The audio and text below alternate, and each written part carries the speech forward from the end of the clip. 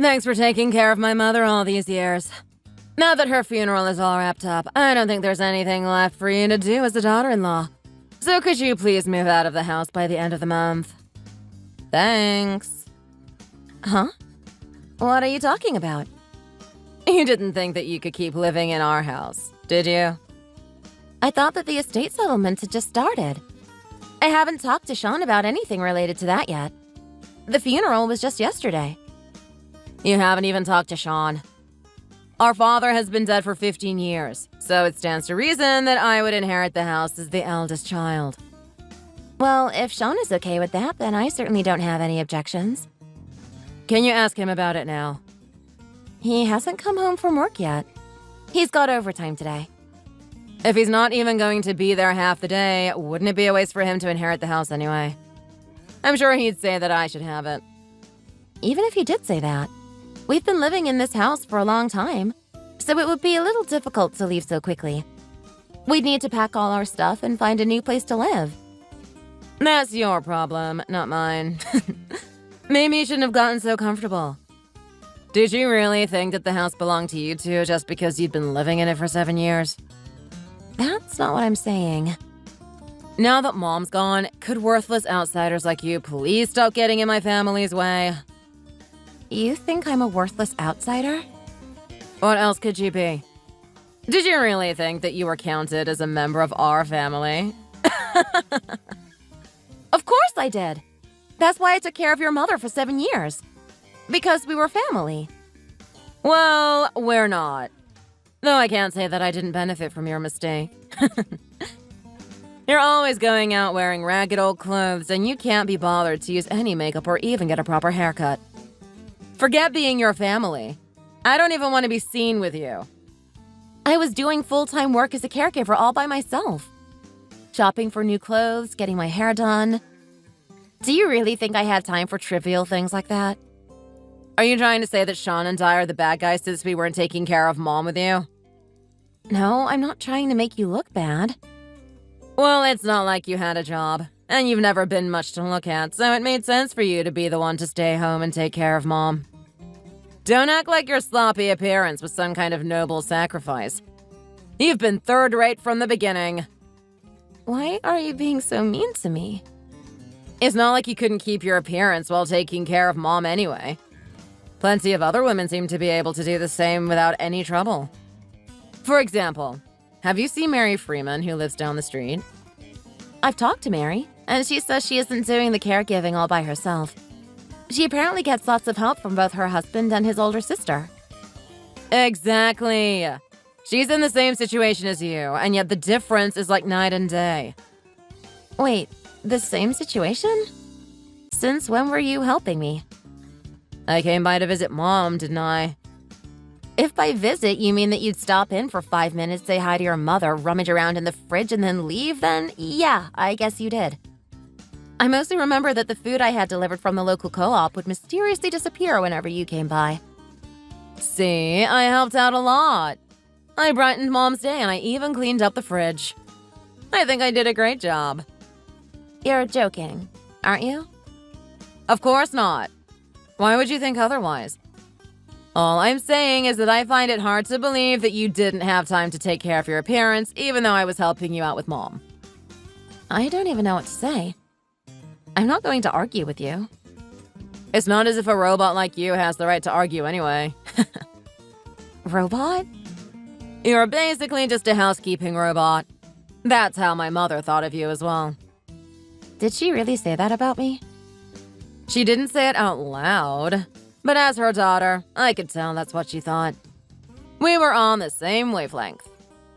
I see. But you really are overstepping your place as a daughter-in-law.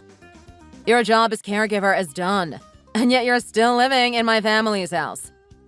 That's some nerve you've got. I'm not trying to take over the house or anything. Since Donna died, everything has happened so fast. I've barely been able to keep up. My head is still spinning. That's fine. Your head can keep spinning for all I care. Just hurry up and get out of the house. First, I need to talk to Sean, okay? This affects both of us. The two of you can discuss whatever you want. It doesn't matter. Just know that I'll be inheriting the house. You'd better be out by next month. All your stuff needs to be gone and the house needs to be clean. My name is Rachel. I am 35 years old. My parents died in a car accident when I was very young. I was raised in foster care. After being passed from family to family for most of my childhood, as soon as I graduated high school, I moved out on my own and started earning my own living. About 10 years ago, I married Sean, who I met at work. He is 2 years younger than me. Even after we got married, I kept working. We tried our best to save money however we could. Our dream was to build a house one day. However, 7 years ago, my mother-in-law got sick and could no longer take care of herself. We couldn't afford to put her in assisted living, so instead we moved into her house and I became her full-time caregiver. My husband has a very independent older sister named Crystal. She said that she was too busy to help with taking care of her mother, and argued that it made more sense for me to do it since Sean could support us. Sean was in favor of this plan, so I quit my job and began taking care of my mother-in-law, Donna. When we first got married, Donna would say mean things to me and make snide remarks about how I was older than my husband. I was a little worried when we first moved in with her. But after I started taking care of her, I think we were able to build a good relationship. Neither my husband nor Crystal helped take care of their mother. I wouldn't have had time to complain even if I wanted to. Taking care of Donna consumed my every day. It seemed to last forever. And yet, looking back, time passed so quickly. After 7 years of fighting her illness, Donna passed on. But not a minute after she breathed her last, I got that text message from Crystal. Of course, I immediately discussed what she said to me with my husband. But to my dismay, his reaction was completely the opposite of what I would have expected.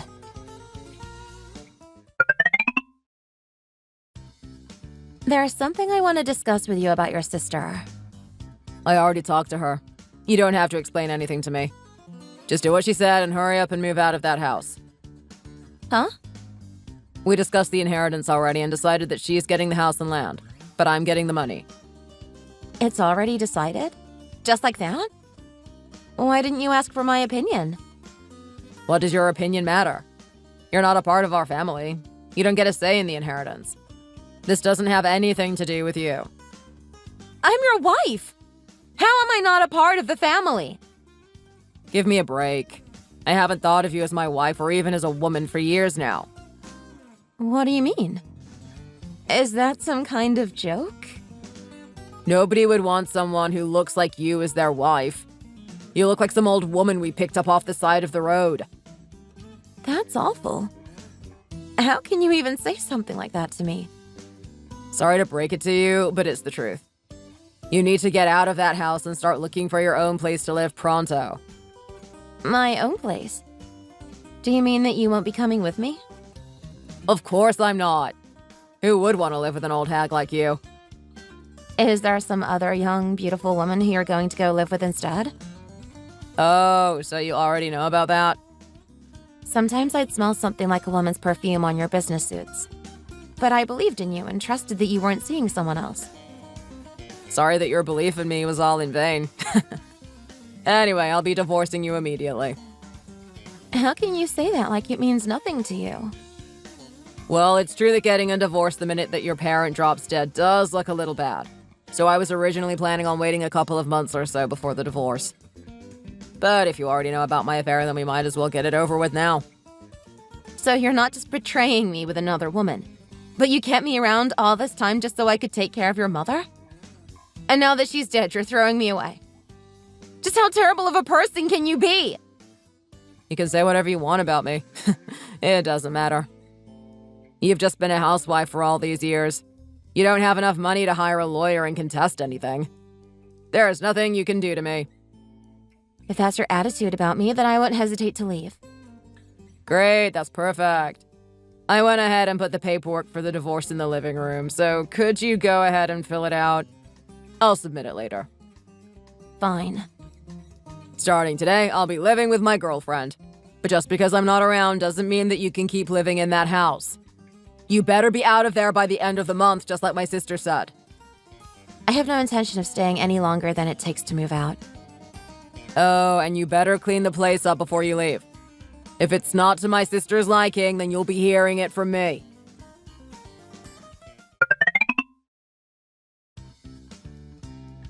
What did you do? What could you be talking about?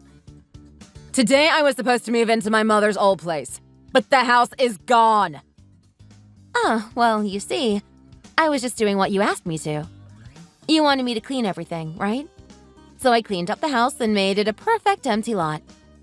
I hope you like it. What? When did we tell you to do that?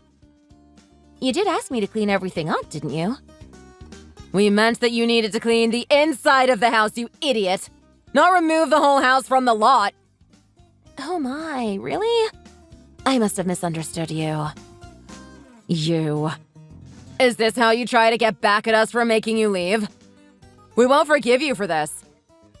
Oh, it's fine, don't worry. I don't need you to forgive me. That's not the point. Tearing down someone else's house without their permission is destruction of property, and it's against the law. We'll be taking you to court. I think you might be mistaken. That was my house. What are you trying to pull this late in the game? We already told you that you're not a member of our family. That's right. I'm not a member of your family, you idiot. My only family is my late mother-in-law. Huh? Just as it was written in her will, I officially inherited both the house and the land. Her will? You inherited? What are you talking about? We haven't heard anything about that. Where should I start? I believe it was the day after you two told me to get out of the house. Your Aunt Nancy came by to visit. She had a lawyer with her. Aunt Nancy came by the house? Doesn't she live in Minnesota? And what do you mean, a lawyer? I actually didn't know about this either, but apparently while your mother was still alive, she called up Nancy and asked her to help her write a will. Together, they wrote out a formal last will and testament. Ugh, a formal will? What a pain. But that does sound like something Mom would do. She always had to get every little thing just right. No, wait, Crystal! This is actually a good thing! If there's a will, then we've got more proof of the crime. At this rate, Rachel will be serving jail time. Oh, that's true! Mom must have divided the inheritance between me and Sean, after all. This way we can prove that Rachel has no right to the property. Do you not remember what I said just a few minutes ago? Are you just ignoring me, or are you really that stupid? What did you say? I believe I already told you that I officially inherited both the house and the land. Did you forget? Your mother wrote in the will that I bequeath everything I own to Rachel. What? There's no way she wrote that. That's right. You're not even our family. When you two say family, exactly what are you talking about? What does that word mean to you? Huh? Taking your mother to the hospital, preparing meals for her, changing her diaper. The one who did all of that was me. Neither of you did anything to take care of your mother while she was sick for the last 7 years. She was suffering, but you didn't even lift a finger. We were both working. Of course we didn't have time for elder care. I'm sure you were busy. But Sean, you were even living in the same house as your mother. Yet you never spent any time with her. You wouldn't even come by her room to say hi. All you did was tell me not to slack off. Do you count that as helping? That just shows how bad it was at work. I didn't even have time to say hello to my own mother. I don't want to hear that from someone who somehow still had time to see another woman on the side. I had to really work to make time to see her in my few spare moments. And you didn't even think to spare 1 second out of those few spare moments for your poor mother? Well... Hey now, I actually went and visited Mom. You were there. You saw me. Oh, I saw you all right. I saw you visiting with your mom at record speed and then raiding our pantry and fridge for food before leaving mere minutes after you came in. Don't even try saying anything to make yourself look high and mighty after behaving like that. You need to shut up. While I was taking care of your mother for those 7 years, we spent a lot of time together. We watched TV, we knitted, we chatted. We really got to know each other. No way. That's gotta be a lie. As soon as we got married, my mom was making all kinds of snide comments about you. You always hated her. As soon as I started taking care of her, she apologized for all that. She never once said anything mean after that. And we were on good terms the entire time I took care of her. She even started treating me as a friend. Just because you spent a mere 7 years together? What are you trying to say? Sean and I spent decades with her as her precious children. We were with her our entire lives. It wasn't just any 7 years. It was her last 7 years. Huh? I worked hard to make sure that the last years of her life would be as enjoyable and comfortable as possible. What about you two? Did you do anything for her? Anything at all? Well, I asked you both countless times to make some time for her, didn't I? I told you she just wants to see her children. I told you even just chatting about the weather or whatever would make her happy. So please spend some time with her. I asked you over and over, but neither of you listened to what I had to say. I'm telling you, it was my job's fault. Shut up. Huh? Do you know why I asked you so persistently to talk to your mother? Do you understand why I was so insistent about it? It's because the only thing she ever talked about was memories she had from when you two were kids. Sean sure was a crybaby and Crystal was always so sassy. They were so cute, blah, blah, blah. That kind of thing. She looked so happy when she shared those stories with me. I need you two to listen to me for once because this is important. She loved both of you with all her heart. To her, you were the most precious people in the whole world. And now that you two are so grown up, she'd say you didn't even spare her the time of day. Mom. But despite that, even now you're still making excuses, saying that work was too busy and all that. I hope you eat those words. Oof. Consider her feelings for once. She was a mother who loved her children, but they wouldn't even look her way in return. She poured her heart and soul into raising them, but they wouldn't come visit during her time of need. Can you still honestly make those excuses? Well, No more beating around the bush. Tell me the truth. Was work really so busy that you couldn't talk to your mother? Really, the truth was, taking care of Mom and stuff was too much of a pain. I didn't want to deal with it. There it is. Thank you for finally being honest. I'm sorry. Hang on! Sean, stop! You're falling for her trap! This is the woman who is trying to steal our inheritance. She's a piece of trash who's not even a member of our family. Don't let her try to guilt trip you. She's the real criminal. My original intent was actually to turn down the inheritance. Your mother's gratitude meant a lot to me, but I didn't think it would be appropriate to accept such a thing in place of her real children. If that's true, then why did you end up taking it, you thief? Nancy showed me the photo that your mother kept inside her wallet. It was a picture from spring a few years ago. In the window, you could see a clear blue sky and the cherry tree in the front yard in full bloom. It's a photograph that I took of the two of us in her room. What's that supposed to mean? On the back, a photo with my daughter was written in her handwriting. What? It made me so happy. We spent all those years together. And in return, she thought of me as her real daughter.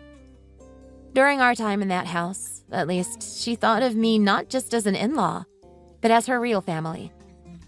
That's why I decided to accept the inheritance after all. If she accepted me as a daughter, then I would gladly accept her as a mother. And as such, I wanted to respect her wishes and take the inheritance because she was my family. So are you trying to say that my mother rejected me? Her real daughter? Do you still not understand the position you're in? Make no mistake. You're the ones who rejected her, not the other way around. You don't have to say it like that. Our mother left me a letter along with her will. What she wrote also led me to accept the inheritance. She even left you a letter when she didn't leave anything for me or Sean? That doesn't even make sense. Tell us the truth. The will, that sob story you just made up. It's all lies, isn't it? You're just trying to get revenge and steal our inheritance. I see you're still in denial. Crystal, stop. You need to give it up. You need to shut your mouth. You're just a gullible idiot. Do you really believe her? I'm telling you, cut it out. Deep down, you know that Rachel isn't lying. I know you do. Shut up! Are you really okay with this? We don't get anything, not even a cent of the inheritance. I don't know about you, but I've been counting on getting my share. I plan my finances around inheriting that house and the land that it's on. It sucks for me too, but that's just the way it has to be. Rachel is right. The two of us rejected Mom a long time ago. We didn't love and respect her, so we don't deserve to receive anything. It's shameful, but it's true. Sean. I used to spend lots of time with Mom. We'd watch TV, talk, and laugh. We weren't saying anything that mattered, but those are happy memories. If Rachel was doing the same thing for her all these years later, then I should have been there too. But now it's too late. Crystal, surely you feel the same way. Don't you have happy memories with Mom too? Of course I do. When I was little, Mom taught me to knit. I was terrible at first, but she was a good teacher. One year we made so many scarves we didn't know what to do with them all. Even after I had long since given up the hobby, she would make me a new sweater in my favorite color every Christmas. Do you think she still wanted to knit with me? After all this time? I don't want to make Mom sad anymore. She may have passed on, but I want to honor her memory in a way that would make her happy. I do too. I want her to smile the way that she used to. Rachel, I'm sorry. You can apologize to me now, but it won't bring your mother back. I'm sorry, but she's gone. Also, I can't just forgive you for taking advantage of me or for having an affair. I understand. And if you're asking for any money from me as a part of the divorce, I will pay it without complaint. I see. Somehow, at the very last moment, it feels like you're finally beginning to understand me. Yeah. Crystal, what about you? Surely you understand and are fine with everything. Yes, I'm very sorry. Rachel, I'm sorry for forcing you into that difficult situation for 7 years. You suffered all by yourself because of my selfishness. What are you saying? I wasn't suffering. I was happy for those 7 years. You don't have to downplay what you went through. You can be honest with us. Do you think I would downplay anything after all this? I'm not lying. I really was happy. When I read the letter that your mother left for me, that's what I thought from the bottom of my heart. I see. I'm glad to hear that Mom's last words could make you so happy. I wish we could read that letter too, but we don't have any right to if it was written for you.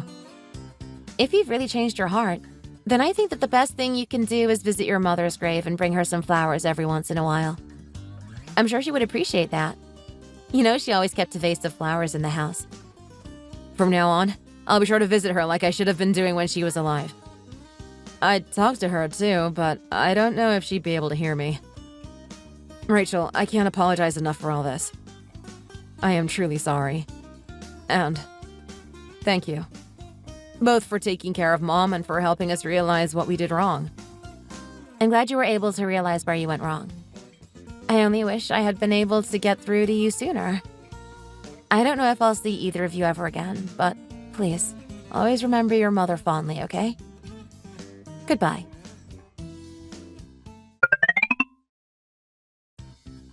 I am so glad that you became a member of my family. When you first married my son, I said horrible things to you just because I thought that my son's wife should be younger than him. Such an old-fashioned idea. I am so sorry for the way I treated you back then. I remember making this same apology back when you first started taking care of me. You told me, "Oh, that was so long ago I had forgotten all about it," and smiled at me as if nothing had ever happened. The fact that you accepted me without harboring a grudge was such a blessing. Your selfless attitude is truly admirable. While I've been sick, Sean and Crystal have never really come by to see me, have they? Despite that, you always kept me from getting too lonely. You'd watch daytime TV with me, chat and argue with me about whatever nonsense I was on about that day. And you even learned to knit for me. You hadn't ever tried handicrafts before, but you worked hard and were even able to make me a pair of gloves. I had so much fun spending time with you and enjoying the little things in life. Every day there was something to look forward to, however small. The fact that I've been able to live out these last years of my life so comfortably and peacefully is all thanks to you, Rachel. I can't express in words just how grateful I am to you. And while you were working so hard, my children caused nothing but trouble for you. I'm very sorry about that. If you're reading this letter, then I am sure you've heard from Nancy already, but I'm bequeathing all of my possessions to you. Not only is the inheritance a gift to you, but as a mother, I feel that Sean and Crystal are in need of one last scolding. So please don't hesitate to accept it. This is for their sake as well as yours. I hope you know that you are and always will be my irreplaceable daughter. The gloves that you made for me that have 6 fingers will always be my treasure. I'm sure there will be hard times ahead, but from now on, please live a happy life for yourself. This is my parting wish for you. Thank you for everything. Love, Mom. Thanks for watching. If you enjoyed, please leave a like and subscribe to see more videos like this in the future.